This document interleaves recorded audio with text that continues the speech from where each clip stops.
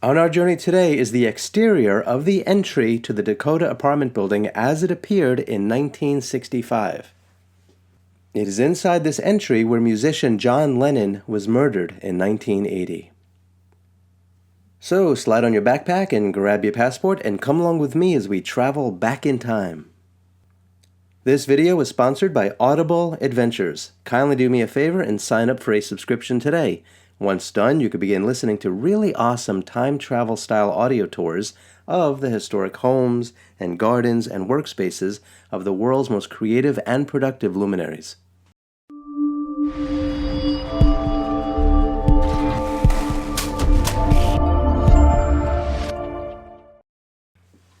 Welcome along, fellow time travelers. This is Scott Cardinal. Thanks for joining me on another photo analysis video. Today we are traveling back in time to New York City in 1965. That's when this fascinating photo was taken of and around the entry to the legendary Dakota apartment building.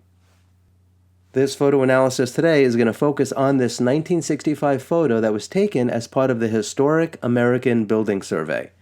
Now you're probably saying to yourself, what in the world is that? Okay, here we go. This is pretty exciting stuff. The Historic American Building Survey began during the Great Depression in December of 1933, when Charles E. Peterson of the National Park Service submitted a proposal for 1,000 out-of-work architects to spend 10 weeks documenting America's antique buildings. Having operated under various administrative authorities for its first 2 years, HABS became a permanent program of the National Park Service in July of 1934 and was formally authorized by Congress as part of the Historic Sites Act of 1935. I chose this photo for a few different reasons. One, there's nobody in it. Second, the vehicle parked in the entry kind of gives an idea of its width. And this is pretty much what it looked like when John Lennon lived at the Dakota. So let's start our photo analysis. Because of what happened to John Lennon here, most people don't ever take the time to look around and really appreciate how incredibly beautiful the entryway to the Dakota actually is. For example, above the entry, along the second floor, is an arch that contains carvings of medallions, grotesques, swirls, flowers, and other decorative shapes. There are two congruent, triangular-shaped windows on the flanks. In the center of two elaborately enriched stone pillars, there is a double-sash square-headed window. The surrounding area is filled with assorted colored stone slabs. Directly above the entry can be seen two portrait roundels carved into the stone over the entrance on 72nd Street.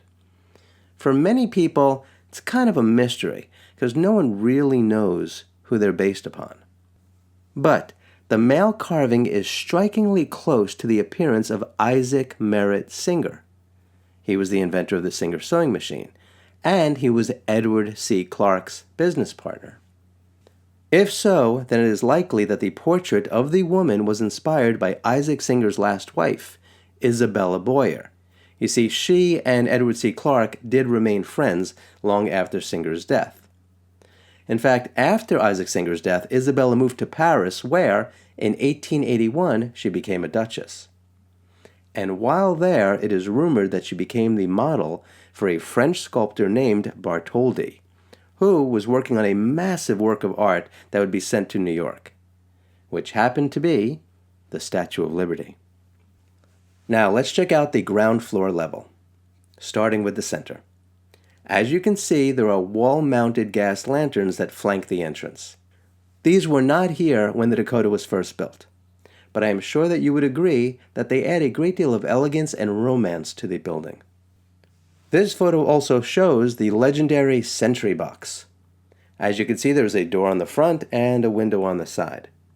It is here where staff for the Dakota can be quickly available in order to assist residents with things like getting in and out of vehicles. They are also there to assist any visitors on their way in or out of the building. On each side of the entry are large urns that have been placed upon large, elaborately carved bases where lanterns used to be. For the most part, those urns have always been filled with evergreen plants, and depending on the season, sometimes there are flowering plants in there as well. Along the perimeter of the south, east, and north side of the building is a dry moat with a high wrought iron railing. The dry moat must be traversed in order to gain entry to the building. Facing West 72nd Street is a basement window. When the Dakota was built, and for about 50 years thereafter, the windows let light shine into the Dakota's original kitchen. When the former space of the restaurant and cafe were repurposed in order to create an apartment, the space below was included in the sale. That is because there is a staircase inside, which originally allowed restaurant staff to be able to go up and down with the food and the plates and all that stuff. If stuff like that is of interest to you, you'll be happy to know that I am going to discuss more about the Dakota's restaurant in a future photo analysis video. The window on the left side of the entry lets light shine into a ground floor apartment. The window on the right side of the entry originally let light shine into the cafe that was built for Dakota residents and was used from 1884 to around World War II. Today, it lets light shine into somebody's apartment. When the Dakota was built, between 1880 and 1884, and for many years thereafter, there were no automobiles, so the entry was simply built to be large enough to allow horse-drawn carriages to pass through. This is also the entry for residents and visitors to be able to go in and out of the building. And if you look to the left and to the right, you can see that there are raised sidewalks on either side. This photo shows you that there are security gates there at the entryway. Those are closed at night. And further in, you can see that there is another set of gates at the entry to the courtyard. I will be producing another photo analysis video with a better photograph of the interior of the entry. But sticking with what we've got with this photo, you can see that there are buff yellow bricks lining the walls and the groined ceiling above. And you could also see a couple of lanterns. Those are on that side, but they're also on the other side as well that are out of view, and kind of adds a bit of beauty and mystery to the elegant entryway. On December 8th, 1980, John Lennon and Yoko Ono arrived home. Their limousine stopped right in front of the building. Now, some people have wondered why their limo didn't just pull right in to where that vehicle is. Well, that's not really how New Yorkers live. It's a walking city. And it's like that for everyone, rich or poor, famous and not famous. And most apartment buildings in New York do not have entryways like this, and they don't have courtyards. So getting in and out of vehicles at the curb is perfectly normal. Besides, there was no reason why, on that particular evening, that things should have been any different than any other. And so Yoko got out first, and she walked on ahead, and a moment later, John Lennon followed her. Under normal circumstances, they would probably have just walked straight ahead, past this one gate, and then through the other, and then into the courtyard area, and they would have turned right and gone into their own private lobby, which would have led to their elevator and staircase. But on the other hand, it is also entirely possible that they would have walked into the security office first, in order to check for any messages or packages that may have arrived while they were gone at the studio. Either way, Lennon walked past the first entry gates, and he was home. And you can imagine how safe and secure and calm he must have felt to be able to just walk through the entryway to his home. And there's a chance that he was exhausted from the long day, or maybe he was even energized from the excitement of having spent the last few hours recording.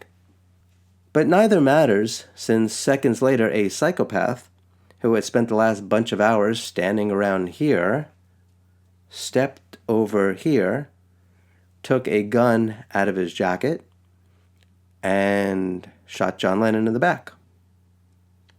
Now, there are many stories about what happened to John Lennon after getting shot multiple times with hollow point bullets, most of which are myths and urban legends, and they have been discussed previously, and they will be discussed again in the future, so I'm not going to get into any of that right now.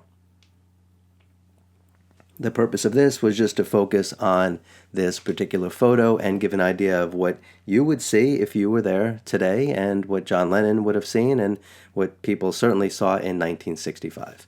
And so this concludes this photo analysis of a 1965 photo of the entry to the Dakota apartment building that shows where John Lennon was when he was shot in 1980. If you have any thoughts about this subject matter, please go ahead and put them in the comments below and share what's on your mind. If you enjoyed this video, please give it a thumbs up and subscribe to my channel. You could also go on Amazon or any other bookseller and buy some of the books that I've written about the Dakota apartment building. Do me a favor, download the Audible Adventures app on your iPhone or Android. I do look forward to you joining me again for another photo analysis video. Until we meet again, I wish you safe travels on all your journeys.